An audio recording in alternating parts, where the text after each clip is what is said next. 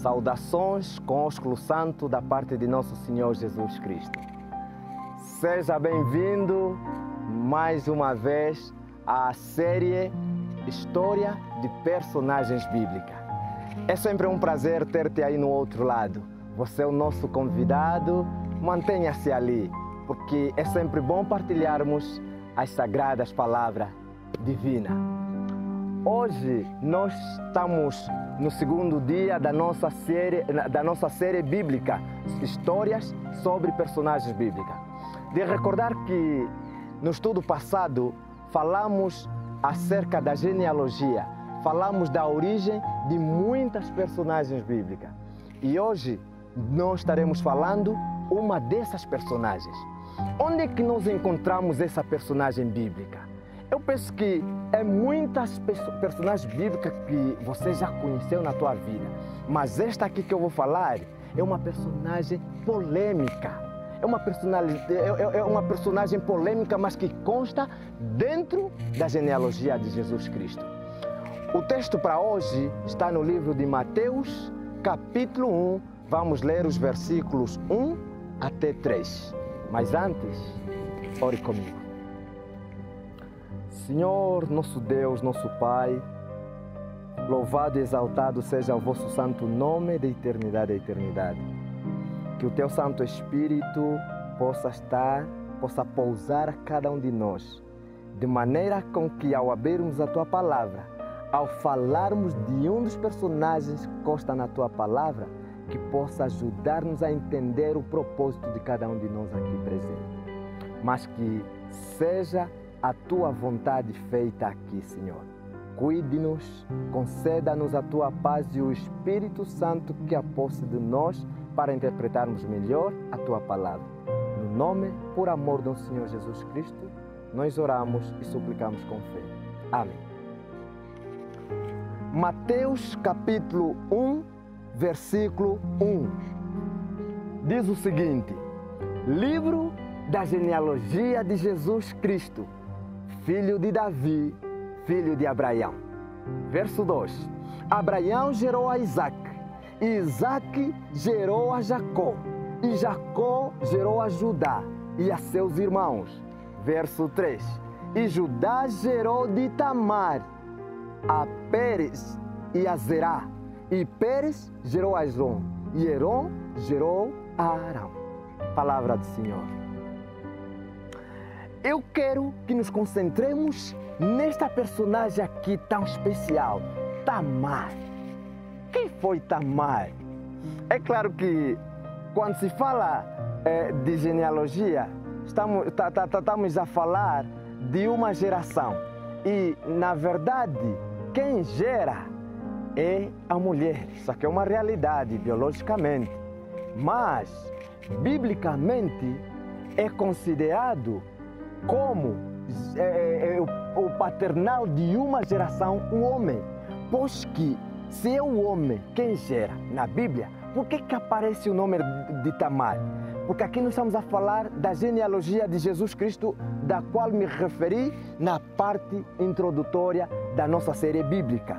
De que a geração de Jesus começou com Abraão, Mateus relata de Abraão até Jesus Cristo. Porém, é na genealogia de Jesus Cristo que aparece Tamar. Quem foi Tamar? Como entender Tamar? Vejam lá, antigamente o povo de Israel era um povo considerado muito machista.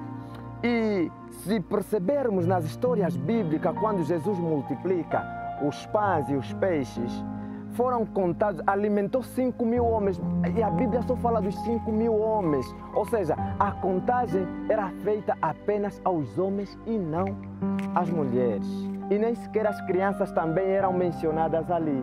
E isso chama-nos a atenção. Por que as mulheres não eram contadas? Por que as crianças também não eram contadas? Mas na genealogia de Jesus Cristo aparece uma mulher. Vejam lá, a Bíblia foi bem clara em dizer, tal como nós lemos aqui no nosso texto, no versículo 3, e Judá gerou de Tamar, o mesmo que deveria ser assim, e Judá gerou a Pérez e Zerá. Mas a Bíblia nos diz que Judá gerou de Tamar. é diferente do que aconteceu no versículo 1, no versículo 2, que diz que Abraão gerou Isaac. Por isso é que inicialmente eu fiz aquela questão: quem gera a vida, é o homem ou a mulher? A Bíblia diz que Abraão, no verso 2, gerou a Isaac. Mas o verso 3, por que não diz que Judá gerou Pérez e Zerá, mas diz que Judá gerou de Tamar? Se quisermos saber mais a história desta mulher, que não é uma simples mulher só pelo facto de aparecer aqui na genealogia de Jesus, vamos recorrer no livro de Gênesis, o capítulo 38.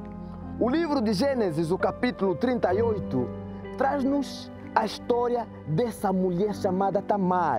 Para conhecermos a história de Tamar, vamos ao Antigo Testamento, lá no início. O livro de Gênesis, o capítulo 38, aqui conta-nos o seguinte, no versículo 1. E aconteceu no mesmo tempo que Judá desceu dentre seus irmãos e entrou na casa de um varão de Adulão, cujo nome era Ira. E viu Judá ali a filha de um varão cananeu, cujo nome era Sua, e tomou-a e entrou a ela. E ela concebeu e teve um filho e chamou seu nome Er. E tornou a conceber e teve um filho e chamou seu nome Onã. E continuou ainda e teve um filho e chamou o seu nome Selá. E ele estava em Quezibe quando ela o teve. Judá, pois, tomou uma mulher para Er, o seu primogênito, e o seu nome era Tamar. Palavra do Senhor. Foi Judá quem toma a Tamar para ser esposa de seu primogênito. Porque lhe nasceram primeiro Er, depois Onã e Zerá. Era um homem sortudo, porque naquela época, quando uma esposa dava a seu marido rapazes, este homem era vangloriado, era considerado como um homem no verdadeiro sentido, porque ele tinha logo 3 filhos. Mas acontece algumas situações trágicas na história de seus filhos. Er era um homem muito mau. A Bíblia Sagrada nos mostra de que Er era mau em todos os aspectos. Ele fazia tudo que lhe apetecia, mas com agressividade. E muita gente, lamentavelmente, sofreram. Talvez alguns tornaram-se órfãos. Talvez algumas tornaram-se viúvas por causa do filho de Judá, por causa de Er. Mas ele foi tão sortudo que casou com uma mulher tão bela, que se chamou Tamar. Porém, pensamos nós que Deus queria poupar a vida daquela moça. Deus queria poupar a vida daquela senhora, porque aquele homem era tão mau. E acreditamos que também agredia a sua esposa. E o sofrimento era tremendo.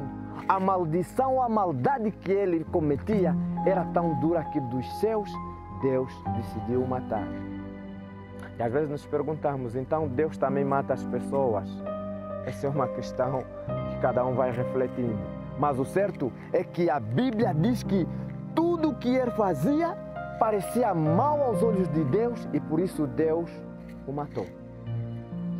A tradução bíblica no passado, quando uma mulher se casava com um homem e não conseguia, ou seja, essa mulher não chegava de dar filho ao seu marido e o marido morre, então ela deveria casar-se com o irmão do seu falecido esposo.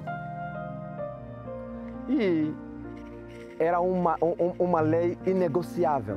Por isso é que lhe foi dado o segundo filho de Judá, que se chamou Onã. Onã também é uma personalidade muito polêmica, porque quando se fala de Onã, também fala-se de algumas situações que ele foi cometendo depois de ter casado com a esposa de seu irmão, que de certa forma não agradou a Deus. Oná, ele aceitou pela tradição casar-se com a esposa de seu irmão. Mas no momento em que eles se envolviam, no momento em que se inflamavam, alguma coisa acontecia. Quando chegava aquele momento em que Oná deveria introduzir, né, o sêmen, os esperma, no interior da esposa que foi de seu irmão para dela conceber e dar a geração, ele simplesmente interrompia o coito, ou seja, ele se envolvia com a sua esposa e quando chegava o momento da ejaculação, ele puxava e derramava o sêmen ao chão. E aquilo pareceu mal aos olhos de Deus. Isso está na Bíblia, os irmãos podem acompanhar no livro no capítulo 38 de Gênesis, fala exatamente de tudo isso. E pareceu mal aos olhos de Deus. Há pessoas até que assemelham essa atitude, esse comportamento de Oná como masturbação, que são aspectos totalmente diferentes. A masturbação é o ato de autossatisfazer-se sexualmente. E é diferente do processo que aconteceu com Oná. Oná não estava a satisfazer-se. Oná, ele estava a impedir que Jesus nascesse, porque Tamar, ela fazia parte da genealogia de Jesus Cristo. Tal como a profecia de Gênesis, o capítulo 3, versículo 15, nos conta, Satanás vem atacar a semente da mulher já no princípio. Antes mesmo de Jesus nascer, ele atacou, encarnou-se a Oná, impedindo que Jesus crescesse, porque ali estava desenhada a linhagem de Jesus Cristo. Jesus deveria nascer daqui, desta genealogia. E Satanás aproveitou-se daquele momento para entrar a Oná para fazer tal ato. E aquilo pareceu mal aos olhos de Deus. Esse ato que até hoje muitos chamam de onanismo é nojento, é nocivo aos olhos de Deus. Por isso, Deus o matou também. Já eram duas pessoas em uma única mulher que infelizmente morreram. E às vezes eu me pergunto que no final o Senhor vai limpar as lágrimas.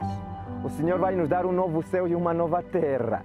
E aqueles que traspassaram também vão ser ressuscitados e teremos um reencontro feliz, como diz o Espírito de profecia, no mar de vidro da eternidade. E muitos de nós vamos nos reconhecer. E eu às vezes me pergunto, quando essa mulher aqui ressuscitar, e se Oná e Er estiverem presentes, de quem será a mulher? A Bíblia às vezes nos prega com cada situação, mas que temos a plena certeza que o Senhor saberá melhor. Por isso é que existem muitas surpresas quando nós falamos da genealogia bíblica. E essa história foi caminhando, não parou por aí, porque ainda sobrou um homem nos irmãos de Er, que era Zerá. Zerá, na altura, era ainda um adolescente. Era Selá, desculpem, não é Zerá, é Selá. Era um adolescente. E esse adolescente, por sua vez, não estava em altura de tomar a Tamar como sua esposa.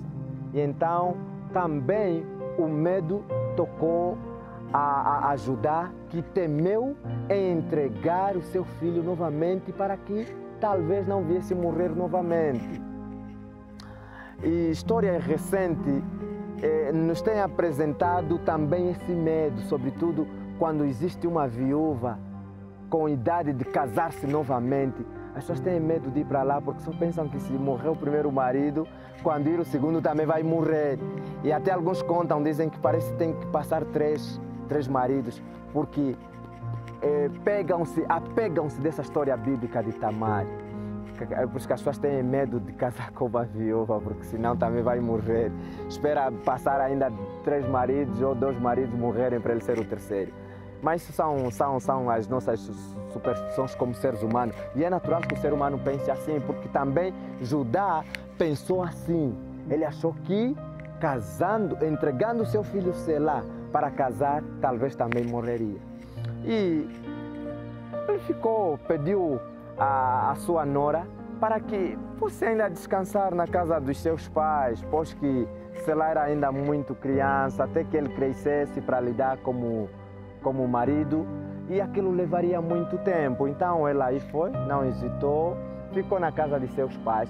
Mas depois ela percebe-se que Selá já era grande, já era moço, já estava na idade de se casar. Só que o seu sogro não o chamava para dar-lhe como marido.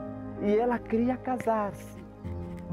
Então, certa vez, como ela queria ter uma geração, queria ter filho. Então, certa vez, ela ouviu que o seu sogro viria na terra de seus pais. Passaria em um caminho, em uma bifurcação, porque ele decidiu sair de lá, sua esposa já era falecida na altura, então decidiu sair com seu irmão. Portanto, o que acontece? Tamar diz, já que ele não quer me dar o seu filho como marido, eu me vestirei de prostituta. E foi isso que ela fez. Vestiu-se de prostituta e colocou-se na bifurcação do caminho. E quando ele apareceu por lá, viu que era uma prostituta, e pelo tempo que ele ficou sem ter um contato físico, sexual, porque a sua esposa já era falecida, então decide entrar aquela prostituta. Entrou, e às vezes as coisas acontecem assim na vida. Quando você acha que eu só vou me divertir, aí o inesperado acontece. É nessas diversões, às vezes, que muita gente se perde. Por isso é que somos muito advertidos em não pisar em terrenos escorregadios. Porque o diabo envergonha quando você cai, quando você passa em terrenos escorregadios, porque aí você vai cair mesmo. Você está no terreno dele. E aconteceu com Judá. E, lamentavelmente, naquela relação que Judá teve com a sua nora, e ele não percebeu que era a sua nora engravidou. Recentemente eu fiz um post nas redes sociais e eu disse assim, as prostitutas do tempo de Jesus Cristo se vestiam melhor que as cristãs do nosso tempo. E recebi grandes represálias por causa disso. E as pessoas falaram-me mal, que eu estava a ofender diretamente as mulheres. Mas percebam só, se o próprio sogro não conseguiu reconhecer a sua nora, ela se vestiu de prostituta, não é porque elas se vestiam bem? Vestiam-se muito bem, dificilmente de uma cristã que nós vemos atualmente, mas com muito respeito que eu tenho pelas mulheres. Não quero aqui ferir sensibilidades, mas é a realidade bíblica e nós temos que aceitar quando a mensagem nos toca. E se isso tocou a você, é porque o Senhor está a falar por ti. E o Senhor quer que você mude. É preciso que nós mudemos. No entanto, a história foi começando. E depois de um tempo, ouviu-se, os boatos correm. Chegou até Judá, disse, olha, a tua nora está grávida.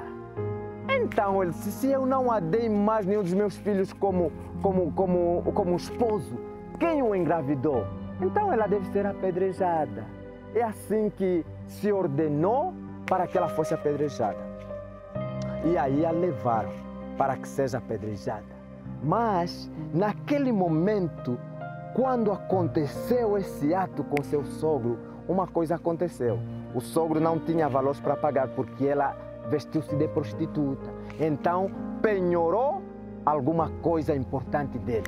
O cajado, o lencinho e o seu selo. Foi isso que ele penhorou. E ela guardou aquilo, porque o sogro mais tarde procurou para pagar e ter de volta o seu penhor, mas lamentavelmente ela escondeu-se porque sabia que concebera naquela relação. Então, ouvido o conselho, ela foi levada para que fosse apedrejada. E antes mesmo de ser apedrejada, ela pediu palavras, ela pediu para se pronunciar. Eu às vezes fico irado com alguns conselhos que acontecem em várias igrejas, em que metem na censura muitos irmãos sem ser ouvidos. As pessoas precisam ser ouvidas. um comitê deve reunir e chamar, em caso de tratarmos assuntos espirituais, devem ser notificadas essas pessoas que vão ser tratadas. Devem ser ouvidos. Vejam só, que alguém que estava para ser apedrejada, a população permitiu que ela fosse ouvida. Mas todo mundo já sabia que ela estava grávida. Ou ninguém sabia, todo mundo sabia. Ela estava grávida com certeza. Mas mesmo e sabiam que ela não tinha ainda marido, porque o marido estava lá, ela estava à espera do marido e estava distante da terra do marido. Então tinham tudo para lhe apedrejar sem lhe ouvir. Mas antes ouviram ela. Essa é uma lição tão especial que cada um de nós deve aprender. Julgar as coisas depois de ouvir a quem estivermos a julgar. Precisamos ter a maturidade de ouvir aquilo que as partes vão falar a respeito. E ela foi ouvida e ela disse: tudo bem que eu cometi. Ou seja, a mulher admite o seu erro. Ela admite que estava concebida e não é com seu esposo. E por ter admitido o seu erro, ela também diz assim: a pessoa de quem eu estou grávida é o dono desse material que eu tenho aqui. Quando seu sogro viu, ele reconheceu que aquele material era dele e percebeu de que aquela mulher que ele encontrou lá naquela bifurcação era a sua nora com quem ele se envolvera. E veja lá o que a Bíblia diz, ainda no mesmo capítulo 38 de Gênesis, mas aqui abaixo, no versículo 24, diz assim: e aconteceu que quase 3 meses depois deram aviso a Judá, dizendo: Tamar, tua nora, adulterou, e eis que está pesada do adultério. E então José disse: tragam-no fora para que seja queimada. Quer dizer, ele não sabia, né, que era ele o causador daquilo tudo. Mas depois que ela o informou, vamos pular para o verso 26, diz assim: conheceu Judá e disse, depois de apresentar o material a todo mundo, diante de todos os oficiais, e Judá disse: mais justa é ela do que eu, porquanto não a tenho dado a selar meu filho.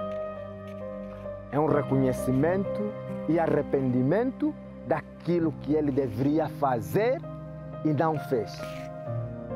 Ele deveria ter entregue o seu filho antes na nora para não acontecer isso. E agora você não vai me perguntar se ele é quem foi apedrejado, porque isso aqui eu não vou te responder. Porque eu trouxe aqui para falar contigo sobre a história desta mulher. E ela concebeu, e veja só que se a queimassem, não queimariam apenas 2 vidas, queimariam 3 vidas. Porque ela estava concebida de gêmeos. E é por isso que na genealogia nós lemos que Judá gerou de Tamar a Pérez e o seu irmão. Eram gêmeos que estavam naquela barriga. E esses gêmeos, através deles, a geração foi perpetuando até que chegou na geração de Jesus Cristo. Portanto, Tamar é uma das mulheres que faz parte da árvore genealógica de Jesus Cristo. Judá é uma das personagens bíblicas que, orientada, passando por situações difíceis de sua vida, ela obrigou com que uma situação pudesse acontecer, e a situação foi esse cenário que nós acabamos de apreciar aqui. Parece que um cenário assim de muita confusão, de muito conflito, e parece que alguém muito polêmica, mas é ali onde a graça divina se revela. Às vezes nós achamos que somos pecadores demais, que o Senhor não vai nos alcançar. Às vezes nós achamos que nós pecamos muito, que Deus já não se lembra de nós. É claro que Deus se lembra. Assim como Ele se lembrou de Tamar, assim como Ele permitiu que Tamar fizesse parte da árvore genealógica de Jesus, hoje o Senhor também te chama para fazer parte da árvore genealógica de Jesus. Eu quero falar uma coisa séria a você. Eu sei que você não derivou de um incesto. eu também sei que você não derivou de uma situação vergonhosa. Ou seja, eu posso não saber como saber das coisas que acontecem em tua vida, mas há um que sabe melhor a situação que você passa. Esse é Deus. Esse é o nosso Pai que está lá nos céus. Ele conhece melhor a tua vida. Ele sabe o que você está a passar. Ele sabe o que você sofreu. Ele sabe o que você vai sofrer quando tomar a decisão. Mas o certo é você não ficar acomodado ali. Se hoje ouvirdes a voz do Senhor, não endureça o seu coração.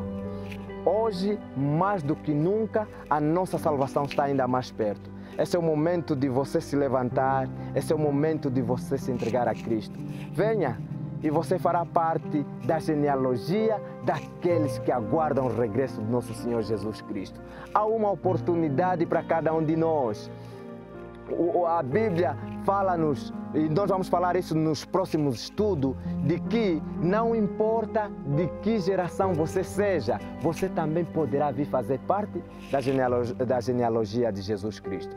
Que aprendamos com a história de Tamar e outros personagens bíblicos que virão nos próximos estudos. Que esta mensagem para nós seja uma oração e a vontade de Deus para com todos os nossos amigos e ouvintes apreciantes da palavra divina. Até o próximo estudo, se for da vontade divina.